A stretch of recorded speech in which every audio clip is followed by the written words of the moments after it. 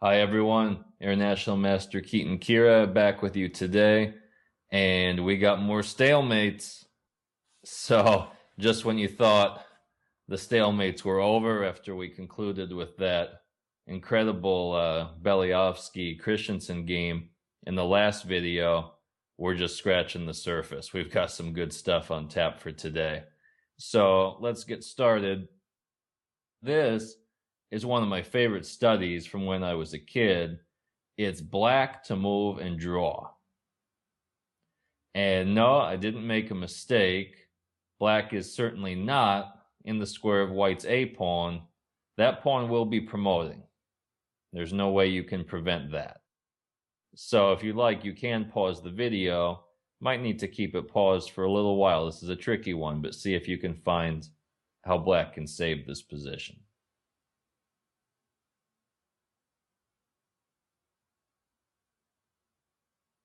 Well, as we know, it's going to be another stalemate. The only way that black can save himself here is to come up with a plan to stalemate himself. He has to run his king to h4, move up these pawns, and he'll be stalemated. So he has to start by approaching h4, either king f7 or king e7. White's going to queen his pawn. So the pawn queens, and the king reaches h4, and it looks like there's no way black can save this position. White's a queen up. But in just two moves, if black can move up these pawns, it will be stalemate. So what can white do? If white checks, he just encourages the g pawn to move up. Let's say that he forks these pawns, something like queen g8. Here the move you have to find, h5.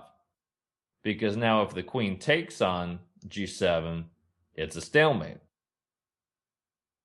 So even though white queens at a time where black still has three moves left to make to complete the stalemate, there's nothing white can do here to prevent it. The game is a draw. I always found this study really cool. This next example is from a recent game that I played in the Bay Area International, which was a great tournament, very well run by Arun Sharma. And this was from my second round game against Grandmaster Daniel Naroditsky. And I had white in this position, and I was sure that I was on my way to victory here with three extra pawns. I didn't know too many rook endings with three extra pawns that weren't winning, but this certainly is one of them. I realized when I analyzed this game afterwards that, believe it or not, black already is holding this position. This is a draw. Very hard to believe. But I was trying to think about the plan here for white, as it's very hard to make progress. Black's king and black's rook are both active. And I thought of the plan here to go king g2. So my idea was to sacrifice my king side, to sacrifice my g pawns in an effort to bring my king over to help my b pawn. So for example here, if black goes king takes g4, I'm going to go in with my king. And okay, let's say maybe Daniel will play something like rook b3 to cut off my king.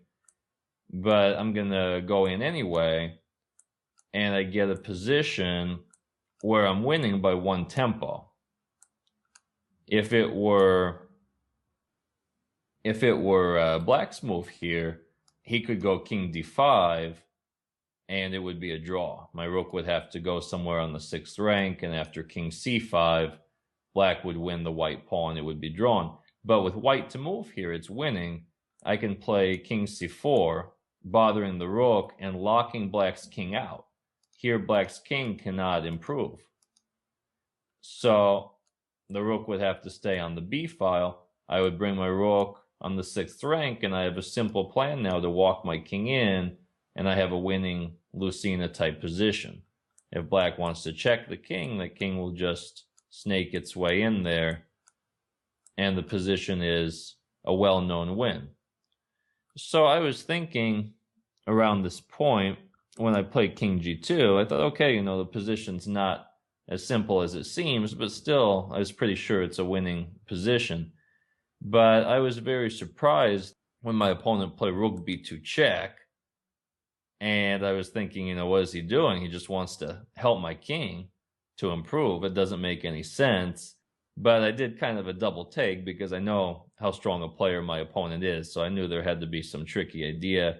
And then I realized if I go king f3, black will play what? You can pause your video here, find the resource. We should be getting pretty familiar with these by now. Rook takes b6, stalemate idea. So if rook takes, the black king is stalemated by white's king, rook, and 2 pawns. And the resulting endgame, while not trivially simple, is a draw. Now if I go king f1 here, going with the same plan, black saves a very useful tempo. He'll go king takes g4, he'll start to take the pawns, and as I walk my king over, in the last position it was winning for white by 1 tempo. Here it's drawn for black by 1 tempo, as in this position black can play king d5 and get the draw we talked about. Last time it was white's turn in this position, he was able to play king c4. So this rook b2 check was really a great move that saved the game for black here. I still tried to win. I played something like king h3 and played this position. But here, my opponent's technique was very good. It's, okay, the position's not like academic here, but he definitely knew how to draw it. The reason, if white has only 1 g-pawn, it's a very simple draw. Black can use either the Philidor position, or he can use the rank defense, as we talked about in a previous video, the video where I showed that Anand Carlsen game in the Berlin that came down to an end game like this, where black had only 1 knight pawn. Here, though, with 2 knight pawns, it's not quite as easy, because white can use an idea, he'll try to advance his position, and right now black has to hold the 6th rank. He can't let white take over the 6th rank with his rook and get in. So black has to wait passively on the 6th rank. And white has a plan. He can shield the 4th rank. I think I did something like this. Move up the pawn. The rook still has to hold. And after this, white's ready to go rook f6 and trade into a winning pawn ending. That pawn ending would be winning. After all the trading, white will go king h5. His king's far enough up the board that he's winning. So, but Naroditsky found here rook a1, which is the correct idea, and allow me to check the king back. But here, how to make progress with the rook hanging out on the 1st rank. If I ever go king h5, then check, right? I go here, the rook just waits. The rook doesn't help the white king to improve. The rook just waits. And how to advance the position? The only way is to go here. And I think maybe the move king h6 was a draw here too. But this move rook c5 was very good, cutting off this rank. Now if I want to advance the position, I have to shield with my other pawn. But as soon as I shield, now a typical Philidor method, bring the rook to the 1st rank to give some checks. And this position is a simple draw now, as the white king has no shelter. So for the conclusion of this video, as promised in my previous video, we're going to see a game between 2 computers. And watching computers play chess is interesting to say the least. Some of the ideas that they come up with. And the thing is, you just know, like on some level, that their ideas can't be bad, right? Like when you're watching a game between people, even if they're strong grandmasters, there's always some possibility they could be making a mistake, right? They could be missing something. But with computers, no chance. I think the way they play chess is very interesting. I think we can learn a lot from watching. And the conclusion of this game certainly was pretty cool. So, white, who was Shredder, played d4, and black, who was Gull, played d5, and they reach a Slav type position where black captures the pawn on c4. White plays a4, bishop g4, e4. Very interesting. Takes on f3, takes with the pawn. I'm not a big time Slav expert, so you guys can correct me if I'm wrong, but I can't think of like a high level game between people that ever went this way.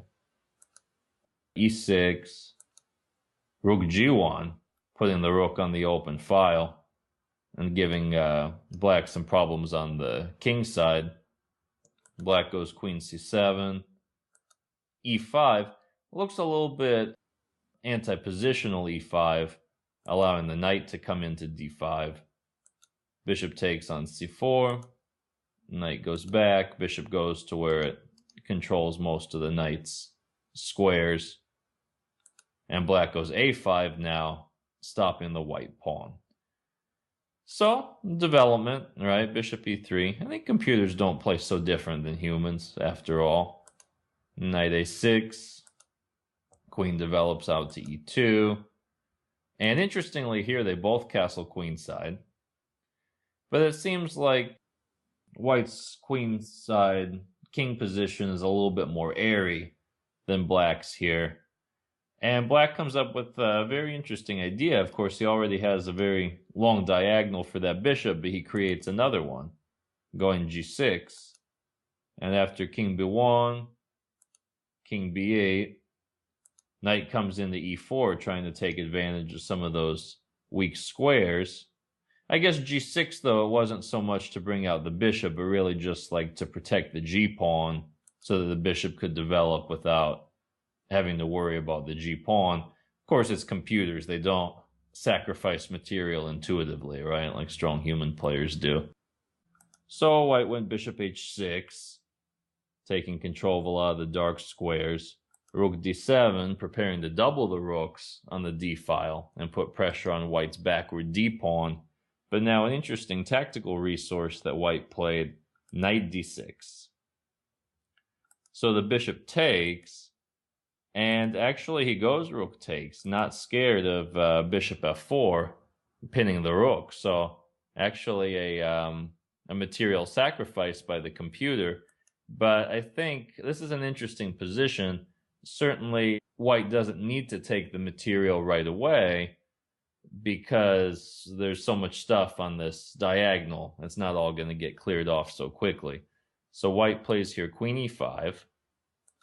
Rook goes to d8, and now queen g7, trying to pick at some weaknesses here in black's position. Black goes h5, defending the pawn, and rook c1. Knight b4, very natural move. Very strong square for the knight. Bishop g3, and b6. Rook from c goes to d1. That certainly isn't very human, to take the rook off the c file where it looks like it's putting a lot of pressure. I really don't know why not go rook g d1, but it's computers. It's hard to get inside their head. King b7, I'm sure they had a very good reason. Bishop e5. Okay, so yeah, and you can see, white's really not interested in capturing that rook on d6. At this point, the bishop on e5 really is the stronger piece. Okay, now he finally captures. And goes f3 to take control of some squares. Black goes f4, opening up now f5 for the knight. Queen e5. And I think the position here looks pretty good for black. White has a lot of weaknesses. Black's able to take on d4. Here, a nice prophylactic move, defends the king. And after h4, now c5. And both knights are very well posted. Black has material equality with 2 pawns for the exchange. And look at these knights. Very dominant knights on their outposts. So rook e1, white's getting some activity.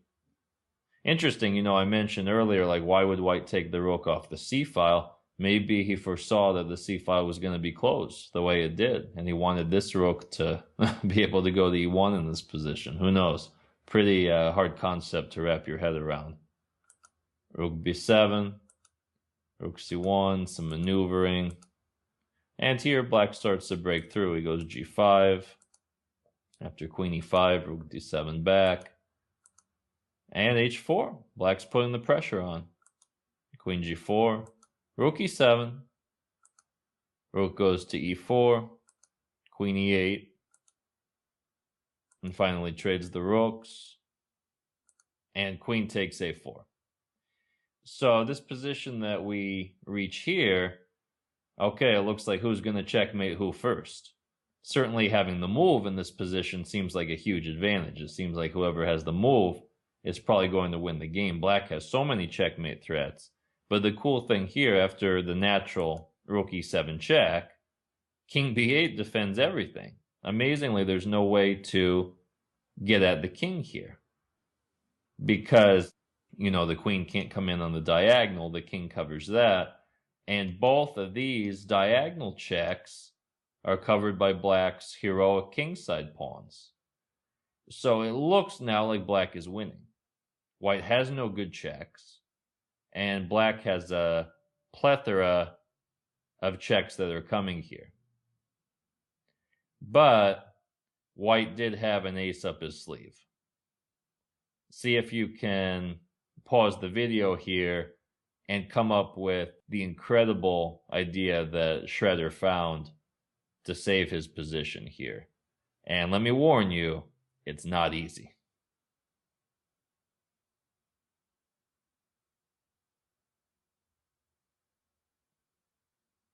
White played bishop to b3. It looks like a completely pointless move.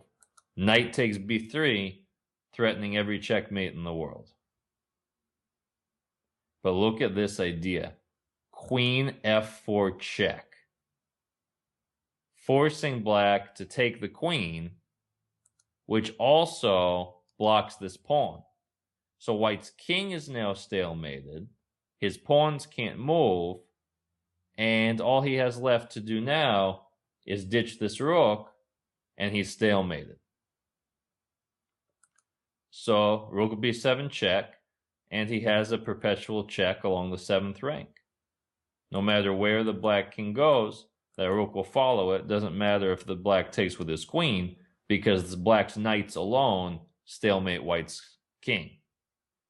The queen doesn't need to be part of the stalemate picture. So that rook is just able to check black's king everywhere. Black can't get his king off the back rank, and position's a draw. So I hope you guys enjoyed the final installment of the Stalemate chapter. Stay tuned, and we'll see you back here shortly.